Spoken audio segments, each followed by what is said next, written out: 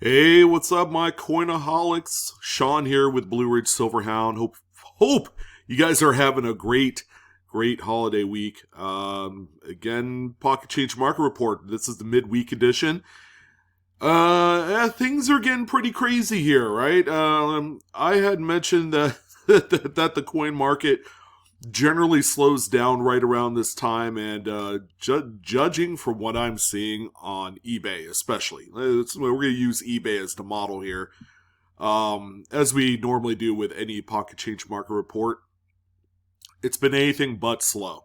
I'm just going to throw that out there. People are still they're still tossing in bids. They're hitting the buy it now buttons on a lot of very nice, impactful, very dramatic errors and varieties, and we're going to see that firsthand on our list today. Quick little housekeeping item, I suppose. I will still be doing another PCMR this coming Saturday, so Christmas falls on a Sunday. I will still be doing a PCMR first thing in the morning on Saturday, so that way we could kind of get the full week wrap.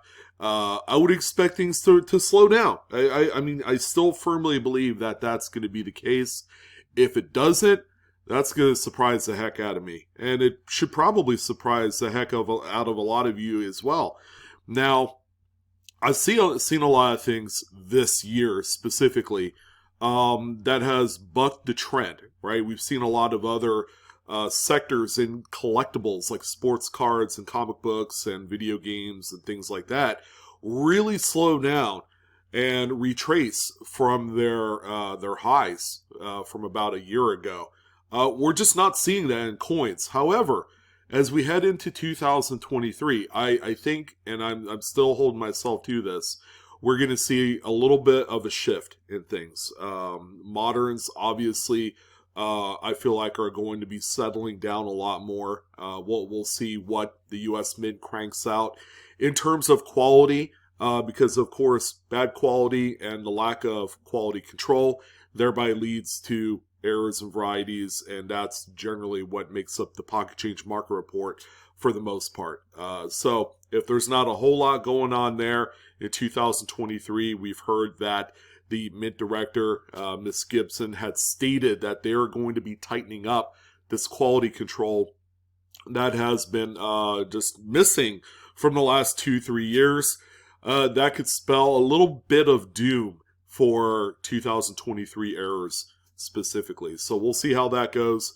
But all in all, man, things are still wildly good right now. I suppose if you really wanted to sell something today that you've been holding on to and you're a little indecisive of whether or not it's the right time of the year, you might as well take a flyer on it, especially 2022 errors.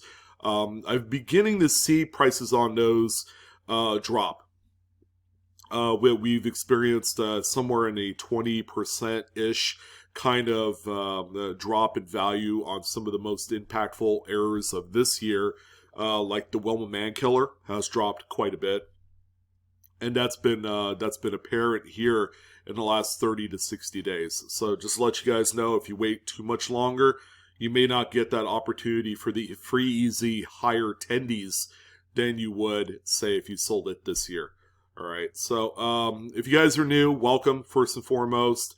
And this is a report dedicated to everyone that likes to hunt for these errors and varieties. It's a very deep list that I do every week. It's anywhere from 25 to 30, 35 coins that we talk about. All of the images are true to the seller's listings. And normally, I say that the coins are not graded because that's a unneeded expense that you just don't really need to participate in. Why spend the extra $60, $70 to grade out an error where it's still going to be worth $50, for example? I usually say normally, but on this list, I added one coin, and I there's no way in the world I could not add this coin to the list because it is such a huge find. And it sold for a unbelievable amount of money. So this might be a coin you guys today should still look for.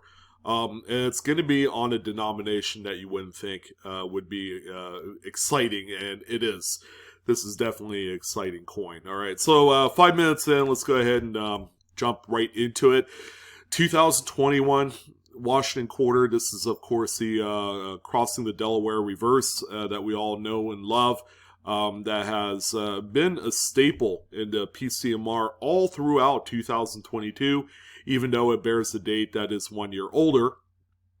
This, of course, is well known for its little die chips on top of Washington's hat on the reverse. This one has a pretty smaller size die chip that will eventually grow into a later progression, what they call crown. That's been the nickname that's been given to this particular error, since about, 15, 16 months ago when this was first discovered.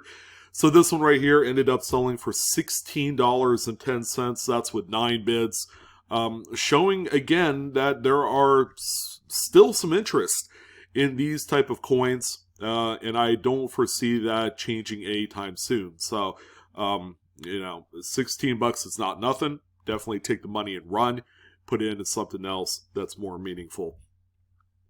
All right, now this one's really cool, and the coin is actually in pretty good shape. No, it's not a gem condition coin, but what do we know about 1939 Philadelphia Jefferson nickels?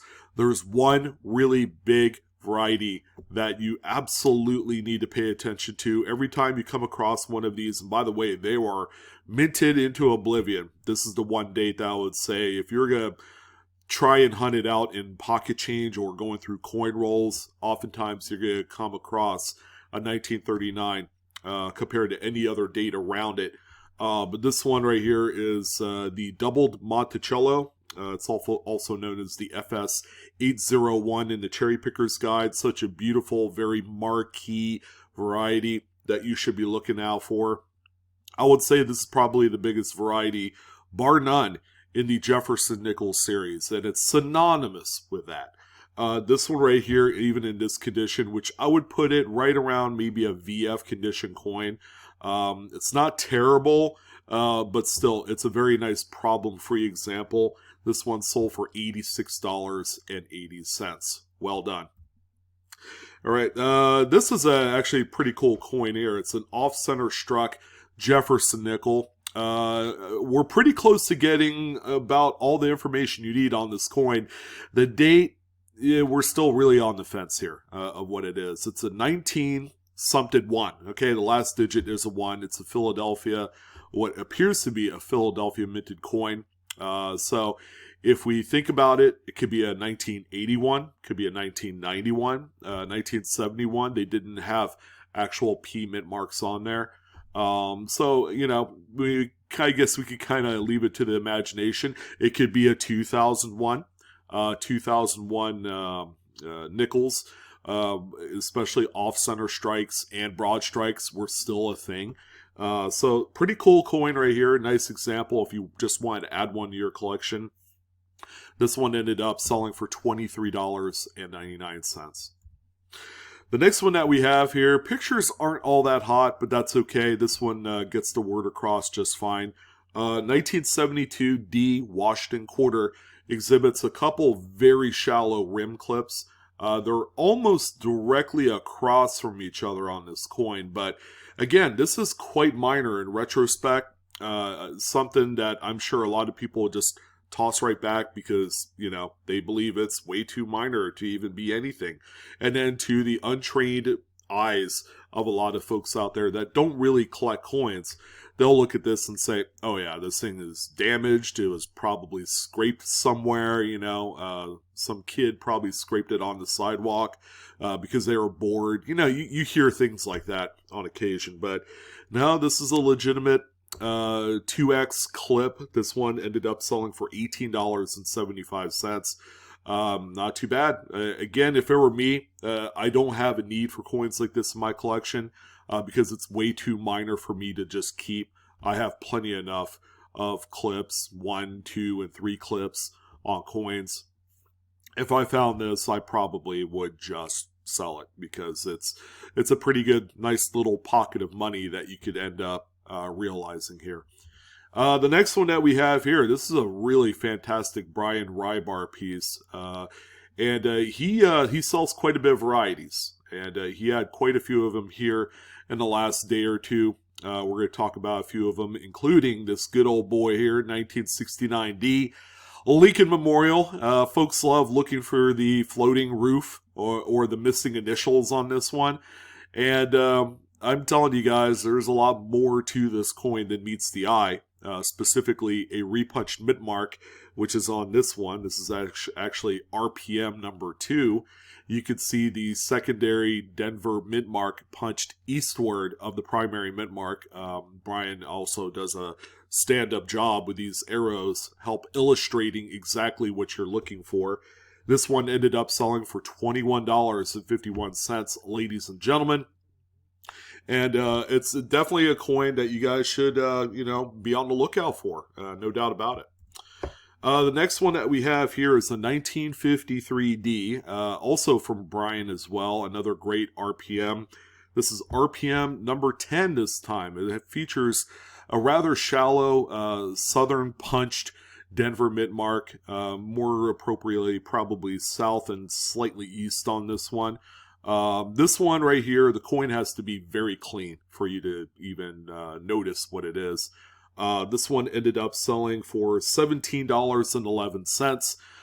It's one of the more minor RPMs. Again, it's not attributed in the Cherry Picker's Guide because of how minor it is, but still a great coin to be on the lookout for. As a matter of fact, you should be looking at all of the various repunchment marks from this era of U.S. coinage. And then we also have a 58D, also another piece from Brian Rybar. This one right here features a few little carbon spots. Nothing that I would say is a deal killer. Still a nice high-grade specimen nonetheless. Another RPM, this time number 17. Check that out. That's pretty cool. So you have a Denver mint mark. Actually, it's more like the left bar of the D. That's only visible here. That's punched northeastward of the primary mint mark. So look out for this, what I call like antenna D is what folks have called this one in the past. You don't hear that terminology too much these days. It's simply just a cool looking RPM. Again, this is number 17. For those of you that are familiar with like copper coins as attributions or Wexler or Wiles, they have different numbers depending on how many RPMs exist for that date. This neat one right here sold for $23.90. Again, another fantastic one to be on the lookout for. All right, I would say the Heartbreaker steal of the day has to be this 2022 Maya Angelou. All right, man, there's a lot of things to be looking out for on this coin specifically. Did you know there's about 5 different double-to-die reverses now? They all involve that little tiny earring that she's wearing. This one is VDDR number 3, which features a doubled earring that is south and slightly east of where the main earring is. This is like one of the more desirable ones. Every time we see these pop up, they tend to sell for like 30 to 50 bucks, sometimes a little bit higher.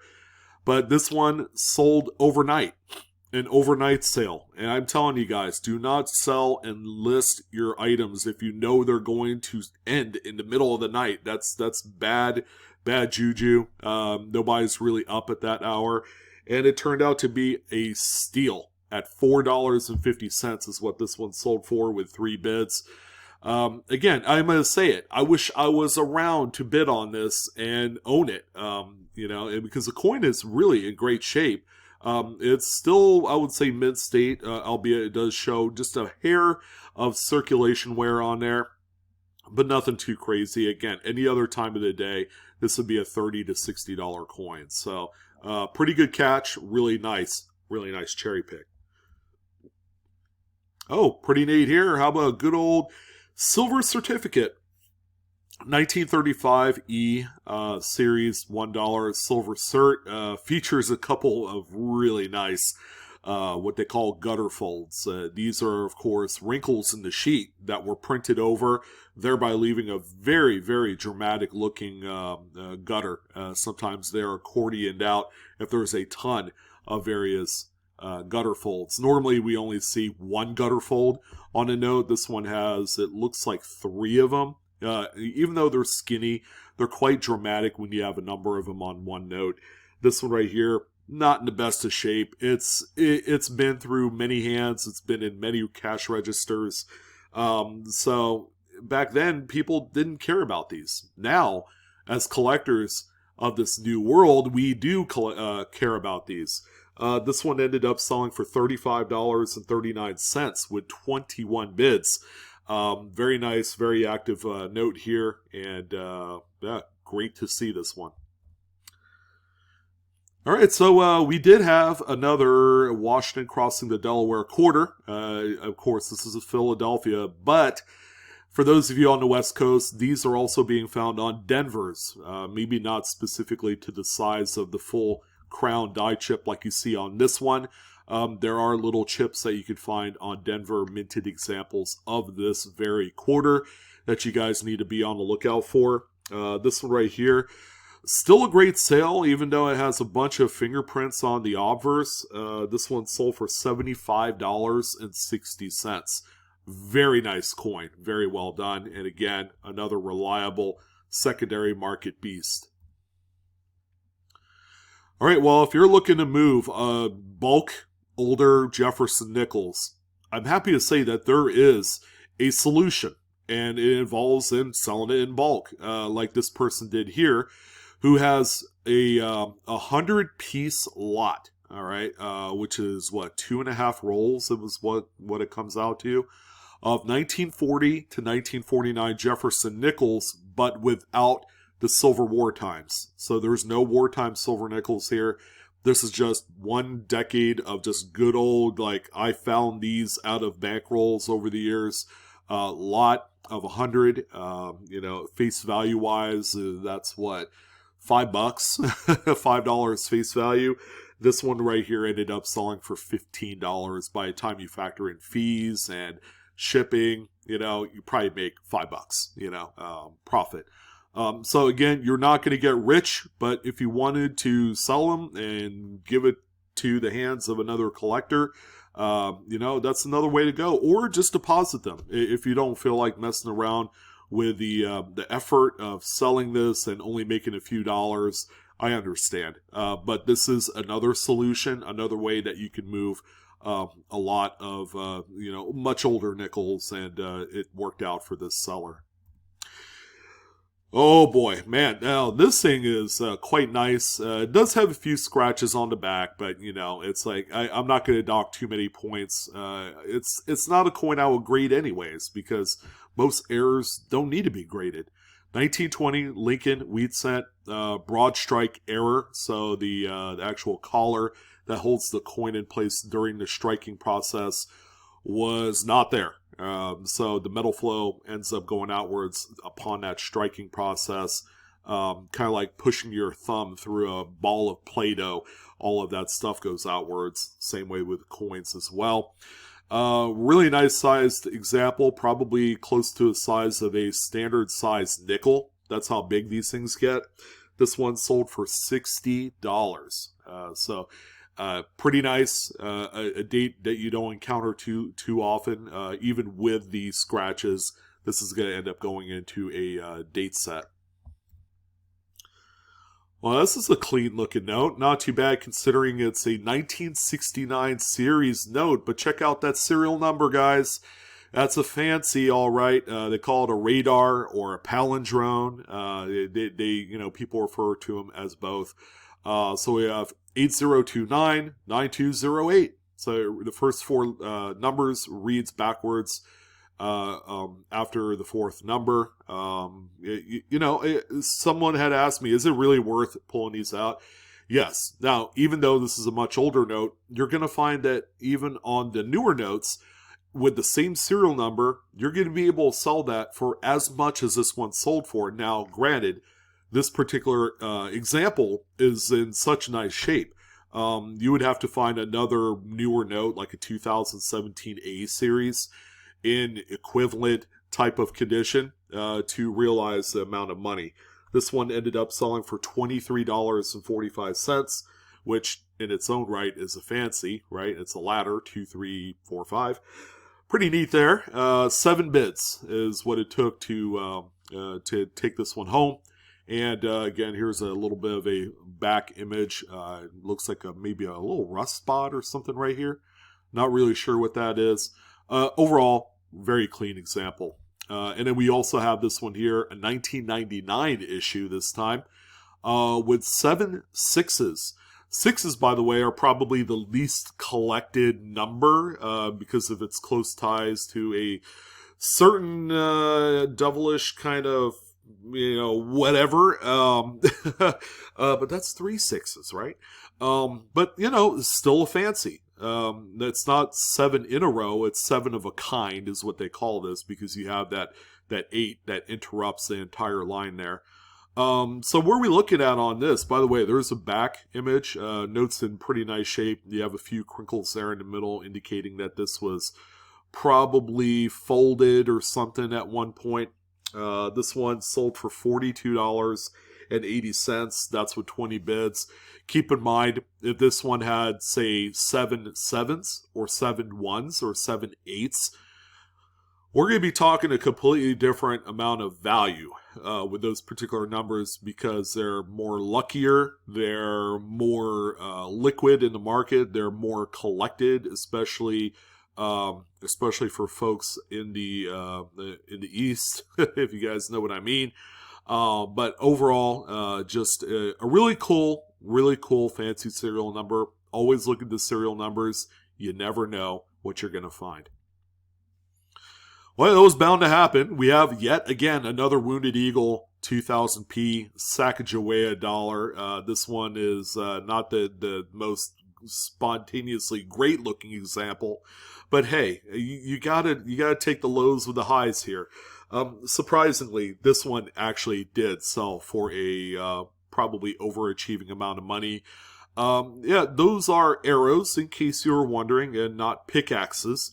But you can see the raised die gouges here. There's a pair of them. There's this one that goes through the breast feathers of the eagle, and a little bit smaller one that's in the wing here. So this one right here, also referred to as the Wounded Eagle or Speared Eagle. It's the FS 901 in the Cherry Picker's Guide. Sold for $98.48 with 29 bids. All right, whoa, I can't read the date on this Roosevelt dime, right? But yeah, this is a really cool example of a Roosevelt dime that was struck through a little bit later stage capped die. So a capped die is simply just another coin that was stuck to the hammer die, and it just stayed there. And then it kind of like flattened out over a number of strikes. And, when that's the case, obviously you're not going to get any of that obverse detail fully struck up, because there's a coin stuck to the die. And at this point, a lot of the reverse details, and that's why there's no brockage on this one, is completely missing. So just a great looking example. This one sold for $71.99 with 9 total bids to get there.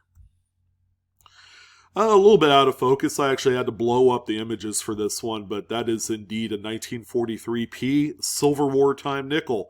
Yes, a great date to cherry pick for the over date, the 43/2. There's the doubled I, which is what this one is.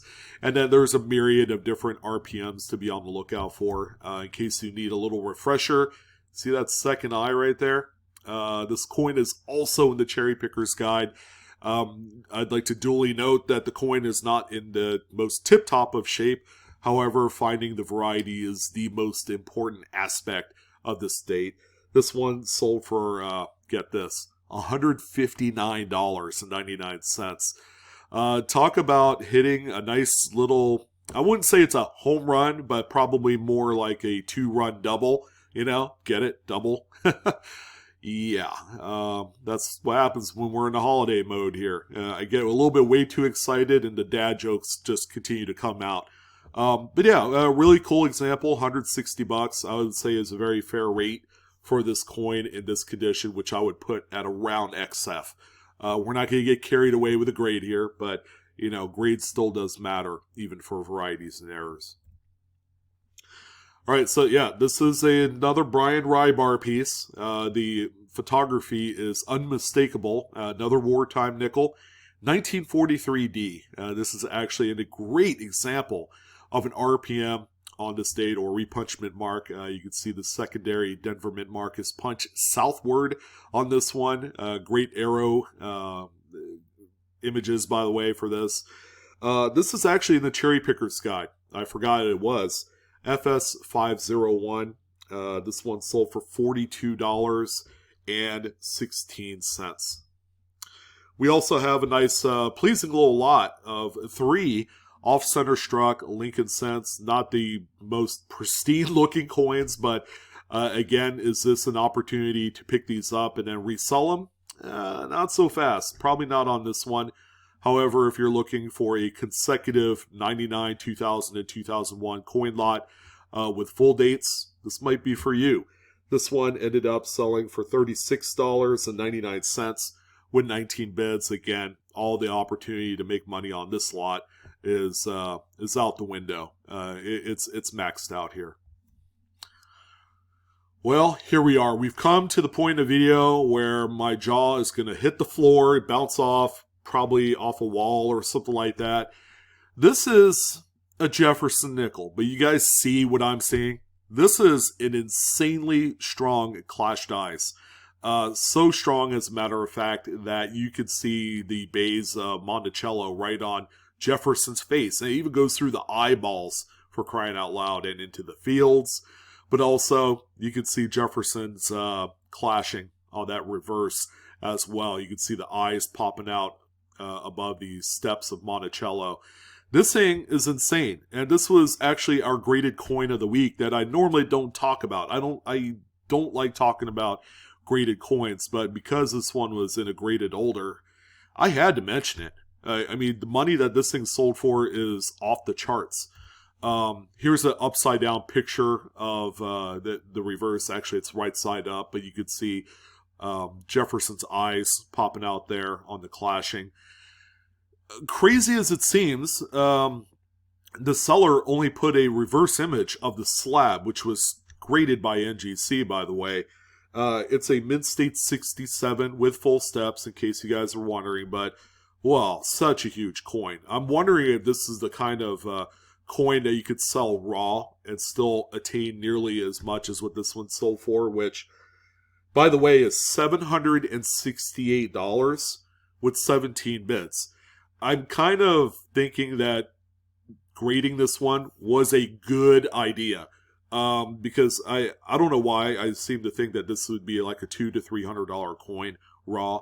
But the grading, because it was full steps and everything like that, such a high numerical grade, that's kind of like all the proof I needed to know that this one was grade worthy. And that's, ladies and gentlemen, my 1% of the coins that you should most certainly grade out. Just a really cool example.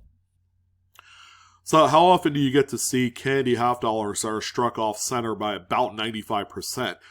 Well, you have an opportunity right now. This is the one. Obviously, there's no date to read here. You have a couple letters of liberty, and you have half dollar on the reverse there. I mean, how cool is this? You don't see this that often. This one right here sold for, let's see, $158.50 with 5 bids.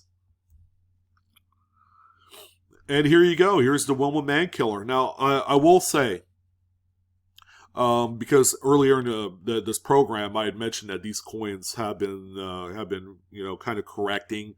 They're not selling for $600, $700, $800 like they used to. This one right here does exhibit a little bit of circulation wear, in addition to some sort of staining on the reverse. So this is the imperfect coin, but this one features the double-sided retain cut that we all just love to hunt for, because these things are buco bucks right now, even still, coming up to the end of the year and all that stuff. So this one right here ended up selling for $405.60. It shows 2 bids, but I have a feeling it's the same person that put in 1 bid at the minimum amount, which is $400. And then they put in another bid that's slightly higher, just to kind of like help save the listing a little bit.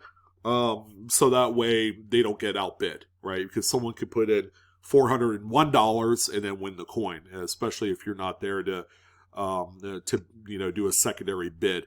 So there you go. Yeah, no longer a $500+ coin like it used to be 3-4 months ago, but still, man, $400. That's outstanding. And here's the other one from last year that raised some eyeballs. Of course, this is the one that preceded the Wilma Mankiller in terms of shock value. 2021 Lincoln Shield Send with, of course, that insane retained cut on the offers. You have a lot of weakness on the reverse. Now this one right here was a roll ender coin. It does have some of that circle of death is what they call it. That's where the little finger that crimps the end of those rolls makes contact with the surface of the coin, thereby leaving this irreparable scrape on there. So that's unfortunate, but this is an example of this coin if you need it. $205.60 was the final sale price of this one. Here's our last and final lot of coins. We have a lot of 4 Lincolns here. This is actually a very interesting lot. You have what looks like 1964D Lincoln here that has a nice size curved clip. You have this off-center struck coin here, no readable date. You have a blank planchet. And then you have this bad boy right here, which is a coin that was struck through a cap die of some sorts, but also has an indented partial brockage on there because you can see this little ring right here. It looks like another coin maybe was overlapped on that at one point. Pretty crazy. The 4 coins you see here sold for $48.83 with 8 bids. I would say that this coin right here by itself would sell for $50 all on its own. So, the question is, can you make money by buying this and reselling each piece individually? I think you could. You could get really close to doubling up your money here in this particular scenario.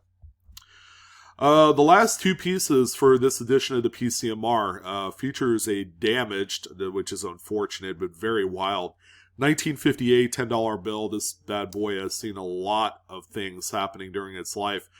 But talk about gutter fold of the ages. That thing is thick, man. Really big gutter fold, but there is a tear right there. I don't know if someone was trying to tear it off or what have you, but yeah, really cool to see. $199.95 was the final sale price of this note. And yeah, we don't see these quite this crazy like this one. But we're going to end it off on a goodie. A good old boy right here, 1903 Indian Head Cent. That is 10% off center. A little bit of a dig damage on the reverse here next to the E. Overall, pleasing looking coin. A rarity. You don't see off center obsolete coins of this age that much out there anymore. A lot of them have been graded by some of the aficionados of such series. But yeah, I mean, pretty nice, very minor. This one ended up as a $185 sale here this week on Christmas week. And that, ladies and gentlemen, is going to go ahead and wrap it up. So I will be around Saturday morning for another PCMR, so look out for that, along with our other diatribe of other videos I'm going to do between now and Christmas. Happy holidays, Merry Christmas. Hope you guys have a fun week of taking a break, for crying out loud, because you guys deserve it. And do a little hunting. And be sure to report back to me on anything that you may find.